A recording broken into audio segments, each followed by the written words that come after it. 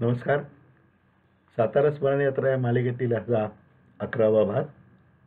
मागच्या 5-6 भागापूर्वी मी आमच्या दिल्ली सहलीचा एक एपिसोड केला होता आणि भिडे गुरुजी व्यायाम मंडळाचा एपिसोड केला होता.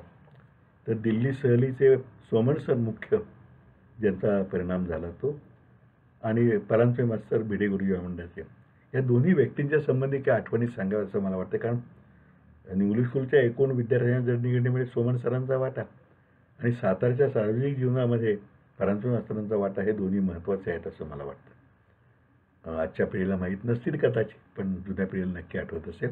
या दोघांच्या संबंधीच्या काही आठवणी मी आज तुमच्याबरोबर शेअर करणार आहे. साताऱ्याचे परांजपे मास्तरांच्या संबंधी आठवणी आधी सांगतो. साताऱ्याचे गेल्या 70-80 वर्षाचे सार्वजनिक जीवन समृद्ध करण्यात ज्या अनेकांनी हातभार लावला, त्यातील एक महत्त्वाचे नाव म्हणजे परांजपे मास्तर.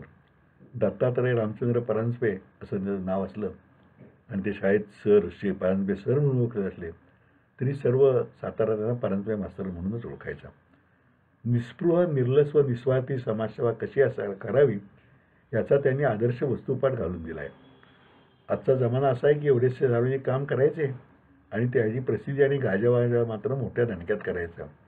अमुक तमुक ग्रुप, युवा नेते, समाजसेवक अशी स्वतःच्या रंगीत फोटोसह मोठमोठी होर्डिंग लावायची. वाढदिवसाच्या शुभेच्छा वृत्तपत्रातून छापून आणायच्या. सार्वजनिक कामासाठी लोकांकडून पैसे गोळा करायचे, पण त्याचा हिशोब देण्याचे मात्र टाळायचे आणि हे सगळं करत सामाजिक कार्यकर्ते म्हणून विरोध राहायचे. हा सगळा प्रकार म्हणजे छटाकभर काम आणि किलोभर श्रेय या झाडाचा. परांजपे मास्तरांचे काम म्हणजे याच्या अगदी उलट प्रकार होता. म्हणून त्याचे नुसते नाव काढले तरी आमची पिढी नतमस्तक होते. न्यू इंग्लिश स्कूलमध्ये शिक्षक म्हणून ते इतिहास आणि भूगोल शिकवत, पण त्यांची खरी आवड होती व्यायामाची आणि त्याची गोडी विद्यार्थ्याला लावून त्याबरोबरीने सामाजिक कामाला उद्युक्त करण्याची. त्यांचा दिवस पहाटे 4 वाजता सुरू होईल. प्रातस्मरण वगैरे झाले की 5:30 वाजता ते 1950पर्यंत शाळेच्या आणि नंतर भिडे गुरुजी मंदिरात व्यायामात येत.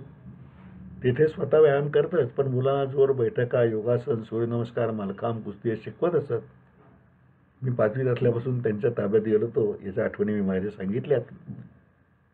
माजी विद्यार्थी मंडळाची ती वास्तुसुद्धा परांजपे मास्तरांनी उभी केली होती आणि हल्ली आता ती आधुनिक जिम झाली आहे, पण मास्तरांनी त्या सगळ्याचा पाया घातला होता. शाळा सांभाळत मी मास्तर म्हणतोय परांजपे मास्तर, किती विविध सार्वजनिक उद्योगात घर कसत हे पाहिले की मन थक्क होते. अखिल महाराष्ट्र शारीरिक शिक्षण परिषद, बालाजी व्यायामशाळा यांचे काम ते करत. सातारा शहरातील सार्वजनिक गणेशोत्सवाला शिस्त लागावी म्हणून मध्यवर्ती गणेशोत्सव मंडळ त्यांनी स्थापन केलं, उत्तम चालवले. माहुली येथे अंत्यसंस्काराची सोय हो म्हणून 1946मध्ये अंत्यसंस्कार सहाय्यक मंडळ स्थापून पहिल्या प्रथम शववाहिनीची मोटर आणली ही त्यांनी. या दोन्ही कामात ते व भाऊका गोडबोले म्हणजे माझे वडील खांद्याला खांदा म्हणजे खरोखरीचाच खांदा लावून होते. या सगळ्यासाठी सातारकरांकडून पैसा गोळा करण्यासाठी दोघांनी अविरत कष्ट घेतले. त्याची सार्वजनिक ट्रस्ट म्हणून नोंदणी केली. चोख हिशोब आणि ऑडिट ही परंपरा घालून दिली. समर्थ सेवा मंडळाच्या कार्यात सुद्धा परांजपे मास्तरांचं मोठं योगदान होतं. शिवाय रामदास स्वामी संस्थांचे ते ट्रस्टी होते. नुकताच या दोघा संस्थांमध्ये वाद होऊन कोर्टात हे माहीत आहे, पण परांजपे मास्तरांनी दोन्हीकडे उत्तम काम केलं. कोयना नगरच्या भूकंपात चाफळचे समर्थ स्थापित राम मंदिर जे आहे त्याचं खूप नुकसान झालं आणि पडझड झाली. तेव्हा दुसऱ्या दिवशी तिथं प्रथम पोचणारे पहिले ग्रस्त परांजपे मास्तरच होते. आणि हे सगळं करताना संस्थेचा कारभार काटकसरीने स्वतःच्या पत्राला खार लावून आणि कायम प्रसिद्धी व मानसन्मानापासून लांब राहून प्रपंची राहून परमार्थ करणे या समर्थ रामदासांच्या शिकवणीचा तो प्रत्यय होता. परांजपे कुटुंब मोठं, त्यात मास्तरांचे भाऊ बहिणी त्यांचे परिवार असा गोताळा सुमारे 80-90 माणसांचा आणि त्यात पुन्हा कोकणस्थाना न शोभणारा नात्यातील घट्टपणा आणि जिव्हाळा. मास्तर त्या सगळ्यांच्या हातवर येऊन सर्वांची काळजी घेणारे आणि पाठीशी भक्कम उभे राहणारे. मास्तरांची मुले मुलगी उत्तम शिकली. आपापल्या परीने त्यांनी मास्तरांचे व्यायाम व समाजसेवा दोन्ही व्रते सांभाळली. शिवाय पुढच्या पिढीलाही तोच वारसा दिला.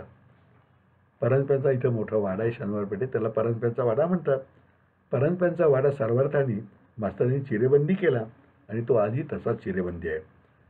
परांजप्यांच्या वाड्यात जी विहीर आहे त्या विहिरीचं पाणी अतिशय उत्तम आहे. ती विहिरी अजूनपर्यंत सांभाळली आहे आणि परांजप्यांच्या विहिरीचे पाणी पिऊनच शनिवार पेठेतील पिढ्यानपिढ्या त्यांचाच आदर्श जपत धर्म आणि जातभेद विसरून मिरवत आहेत. 1962 मध्ये सातारला मराठी साहित्य संमेलन झाले. त्याचे कार्याध्यक्ष होते भाऊका गोडबोले माझे वडील आणि खजिनदार होते श्रीबा आचार्य आणि भोजन समिती प्रमुख होते परांजपे मास्तर. आजच्यासारखी ती साहित्य संमेलने कोटी कोटी नसत, तर खरीखुरी लोकसंमेलन असत.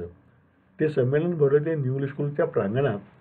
जेवणाचे कॉन्ट्रॅक्टची पद्धत नव्हतीच, त्यामुळे भोजन समितीने मंडईपासून स्वयंपाक व जेवण देणे ही सर्व व्यवस्था स्वयंसेवकांच्या मार्फतच करायची होती.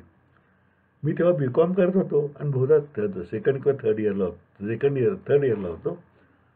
सेकंड इयरला SY BComला माझी वर्णी त्या समितीत स्वयंसेवक म्हणून लावली. मला निरोप आला की सातारला बोलवले तुम्हाला. मास्तर आमचे प्रमुख, त्यांच्यामध्येला बापूसाहेब आपटे, थत्ते मास्तर, सदुभाऊ शेवडे, दत्तोबंत पाठक असे दिग्गज आणि आम्ही 15 ते 30 वयोगटातील 40 आजी माझे विद्यार्थी स्वयंसेवक म्हणून. सकाळी चहा नाश्ता, मग दोरीने निवली खुलीच्या चौकात दोरीने ओळीने पाठ मांडून रांगोळी घालून भोजन, पुन्हा चहा व रात्रीचे जेवण हे सर्व शाळेच्या मधल्या चौकात. एकही पाठ तिरका लागलेला किंवा जेवण झाल्यावर खरकट्याचा कण राहिला मास्तरांना कापायचं नाही. आणि नाटक संपल्यानंतर नटवर्गाला रात्री 1 वाजता पुन्हा गरमागरम भात पेटले अशी शिस्त होती. मास्तरांची झोप हुकमी होती. बरोबर 12:30 झोपेतून ते डोळे उघडत आणि आम्हाला पोरांना उठवत म्हणत, चला पाणी घ्यायला लागा, पातळी यायची वेळ. पात्र म्हणजे नाटकातली पातळी. बरं, एवढे सगळे करून त्यांच्या सकट सर्व सेवकांनी तिथे जेवायचं नाही. आपापल्या घरी जायचं, जेवायचं आणि परत तेथे येऊन फक्त सेवा करत पाहुण्यांना जेवायला घालायचं. फार विलक्षण व आदर्शवत अनुभव होता तो. पुढे 1993 साली सातारला पुन्हा साहित्य संमेलन झाले. पूर्वतयारीसाठी अभयसिंहराजे, मी व शंकर साडा आम्ही भेटतो. तेव्हा सातारच्या महाराष्ट्र साहित्य परिषदेचा अध्यक्ष होतो आणि त्या संमेलनात निमंत्रक होतो. तेव्हा मला मास्तरांची ती सर्व शिकवण फार उपयोगी पडली आणि तोच आदर्श आम्ही 1993 मध्ये गिरवला. त्या संमेलनात कार्यवाह व सहभागी अभयसिंहराजापासून सर्वजण आपापल्या घरी येऊन तेथे राबत होते. आणि खरे सांगू का, त्या सर्वांच्या स्वयंसेवकी वृत्तीमुळे ते संमेलन अभूतपूर्व यशस्वी झाले आणि आजही ते रोल मॉडेल म्हणून समजले जाते. गेली 20-25 वर्षे, आता जवळजवळ 45-50 वर्षे मी अनेक सार्वजनिक संस्थांमध्ये कामे केली. अजूनही करतोय, बऱ्यापैकी कमी केली, त्यापैकी बरीचशी यशस्वी केली. पण ते करताना मनात सदैव मास्तरांची शिकवण जागृत असते. संस्थेसाठी आपले 4 पैसे खर्च झाले तर चालतील किंवा म्हणून व्हावेत, झालेच पाहिजेत, पण संस्थेतून अर्धा पैसाही आपणासाठी खर्च होता कामा नये. हिशोब वेळच्या वेळी पूर्णपणे चोख व पारदर्शी हवेत आणि जे काम करायचे ते समाजसेवा म्हणून, त्यावेळी प्रसिद्धी, मान सन्मान याची अपेक्षा ठेवायची नाही. आणि हे मी केले हा मीपणासुद्धा ठेवायचा नाही. हीच ती परंतु असताना शिकवण होती. मास्तरांना आता जवळजवळ 35-40 वर्ष झाली, पण मग ती शिकवण आणि त्यांची आदरयुक्त स्मृती अजूनही माझ्या मनात कायम राहणारी आहे. आणि आता सोमन मास्तरांच्या थोड्या आठवणी सांगतो. सोमन मास्तरांच्या मी आठवणी सांगितल्याच. आम्ही दिल्लीत त्यांचा सहभाग, दिल्ली ट्रिपमध्ये. पण शाळेतल्या एक आठवणी आहेत त्याही सांगतो. 4थी पास झाल्यावर मुलींनी कन्या शाळेत आणि मुलांनी इंग्लिश स्कूलमध्ये जायचं ही सुद्धा परंपरा होती साताऱ्यात. त्या शाळेला इंग्लिश स्कूलला दगडी शाळा म्हणत. ठाशीव दगडाची भव्य इमारत, स्वतंत्र हवेशीर वर्ग, बसायला लिहायला लाकडी बाके. कारण यापूर्वी आम्ही बसकरवर बसवतो जमिनीवरती. प्लॅटफॉर्मवर टेबल, खुर्ची, मागे फाळा, तेथे उभे राहून शिकवणारे आणि दर तासाला बदलून येणारे वेगळ्या विषयाचे शिक्षक, हे सर्व बघून सुरुवातीला भांबवल्यासारखं झालं. एखाद्या वाकडेवाडी बुद्रुकच्या माणसाला उचलून विटी स्टेशनवर गजबारात नेऊन ठेवळे किंवा पारा शेजारी टपरीत बसून शेवचिवडा व फुटक्या कपातून चहा पिणाऱ्याला उबेरा शेरटन हॉटेलच्या लॉबीत नेल्यावर जी अवस्था होईल त्यापेक्षा माझी अवस्था वेगळी नव्हती. आणि वर्गातल्या बहुतेक मुलामुलींची हीच अवस्था होती. बधूनच घरी पळून जायचे वाटते. त्या भांबाव्या अवस्थेतून आपल्या मिठास बोलण्याने हसवून गोष्टी सांगणाऱ्या सोमन सरांनी आम्हाला सावरले. समुपदेशन हा शब्द तेव्हा प्रचलित नव्हता आणि मुलांचे मानसशास्त्र समजून घ्यावे वगैरे शिक्षणाची बोधवाक्यही नव्हती. पण सोमन सरांनी आपल्या वागण्या बोलण्याने जे केले ते या सगळ्यापेक्षा खूप वरच्या दर्जाचे होते.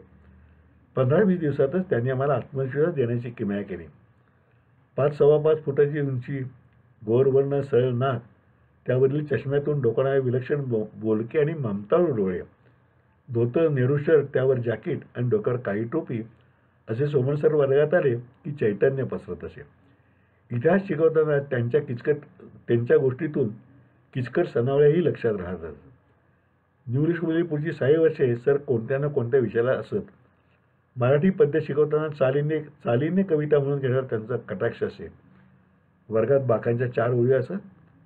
त्यापैकी 2 ओळींनी 2 चरण म्हणायचे व नंतर ते 2 चरण उरलेल्या 2 ओळींनी असा लयबद्ध कोरस चालत असे.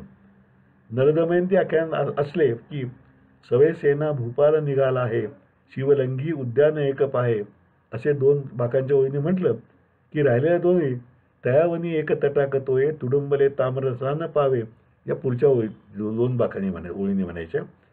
आणि मग परत पहिल्या 2 बाकांच्या रंगाने निरंतरा मंद मरंद वाहे तपातही जास्त रिक्त नव्हे अशा म्हणायच्या. असं ते चालत असे. तेव्हा अभ्यासाला अनेक कविता त्यामुळे आज 50 वर्षांतरी आम्हा विद्यार्थ्यांच्या लक्षात आहे. इतिहास शिकवताना त्यांनी शाहिस्तिकान तुटके बोटे घेऊन कसा पाहिला हे असे रंगून सांगितले की आम्ही जणू त्या महालात राहून तो प्रत्यक्ष सीन पाहत आहोत असे वाटावे. त्या सगळ्या उत्तम शिकवण्याच्या कौशल्यावर त्यांचा खरा विषय गुण होता तो म्हणजे आम्हा सर्वांना ते आपले वाटत.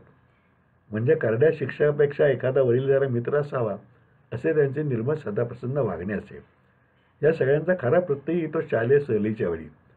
शाळेचा एक खास सहविभाग होता. 1 दिवसांच्या सहली ठरलेल्या असत. वै 2 मेनवली, महाबळेश्वर 5 गणी, कराड ओगलेवाडी वगैरे. 7 ते 10 रुपये एवढाच खर्च असे आणि सर्व विद्यार्थ्यांनी यावे असा सोमण सरांचा आग्रह असे. सहलीत ते एकीकडे सर्वांची जबाबदारी सांभाळताना दुसरीकडे मुलात मूल होत असत. नदीत उतरू नका सांगताना हळूच 2-3 पावले गेला तरी चालेल, मला पोहता येते असेही मिश्किलपणे सांगत. उगळेवाडीचा काच कारखाना दाखवताना बघा लोक कामगार किती कष्टाने काम करतायत, नाहीतर तुम्ही केळ्याची पाटी आणायला 5 जण लागतात असे म्हणत. पण निघताना अरे 4 आणायला काचे शिवलिंग देतात ते जरूर घ्या, पुढे सहलीची आठवण येईल असेही बजावत. खरंच पर्यटन हा शब्द प्रचारात येण्यापूर्वीच पर्यटन काय असते त्यांनी आम्हाला शिकवले. आजही ते शिवलिंग 4 आणायला घेतलेलं आमच्या घरी कपाटात आहे. कधीतरी नातू मोठा झाला की त्याला दाखवायला ती उगलेवाडी आणि सोमण सर हेच आठवणार आहेत. उगलेवाडीचा काच कारखाना आता बंद पडला, सोमण सरही गेले. या सगळ्यावर कळत सर्वांची दिल्ली आग्रा वगैरे सहज झाली ती तर मी त्या सगळ्या वृत्तांत आपल्या मध्ये सांगितलंच आहे. कारण तेव्हा आमची सगळ्यांची वय 16-17 म्हणजे धड शाणी नाही तर वेडी नाही अशी अर्धवट. कोणते रिझर्वेशन नाही, सर्व प्रवास थर्ड क्लास, तोही पॅसेंजर ट्रेनने, कारण रेल्वेची सवलत आणि मुक्काम शाळा कॉलेज किंवा धर्मशाळेत, जेवण जिथे मिळेल ते, आणि जर रेल्वे प्लॅटफॉर्मवरच तर कधी राजस्थानी खानावळीत. रेल्वे आली की सोमण सरांचा हुकूम असे, ज्याने त्याने जमेल त्या डब्यात गटागटा डोसा, मी थांबून खात्री करून घेऊन मग गाडी चढेल. स्लीपरकडे कुठले आले, जमेल ते चादर पांघरायची आणि झोप घ्यायची. पण या सगळ्यातून सरांच्यामुळे आनंद चढून व्हायचा. पोरं दमून गाढ झोपली की पाटे उठवताना सरांची गंमत सुरू व्हायची. ए गोडोबल्या, दूध सांडले बघ, ए लिमया तुझी अंगठी कुठे गेली आहे असं ऐकलं की पोरं दचकून उठायची आणि पटकन आवरायची. दिल्लीत तर आम्हाला ते पंतप्रधान पंडित नेहरू आणि राष्ट्रपती राजेंद्र प्रसाद यांची सुखद भेट होऊन आली. अर्थात त्या फोटोमध्ये नेहमीचे धोतरवाले सोमण सर पॅन्टमध्ये आहेत, कारण सकाळी त्यांनी प्रत्येकाला चांगले कपडे घाला असे बजावून स्वतःही पॅन्ट कोट चढवला होता. त्यात असणाऱ्या विद्यार्थ्यांची यादी म्हणजे आजचे सातारचे हुजू श्रीमंत अभयसिंहरावांपासून ते इक्बाल बाबांपर्यंत आणि उल्हास भास्कर लिव्हर ही मुले त्यांनी दिली आणि सर्वार्थाने जीवनाला हसतमुखाने सामोरं जाण्याची तयार केली. सर निवृत्त होऊन जाईपर्यंत केव्हा भेटले की त्या सहलीची आठवण देखील आणि तो आनंद मिळत असे. त्यांचे सर्वच विद्यार्थी सरांना फार मानत. अभयसराजे पुढे मंत्री झाले तरी सोमण सरांना पाहिले की व्यासपीठावर उतरून त्यांच्यापर्यंत जात.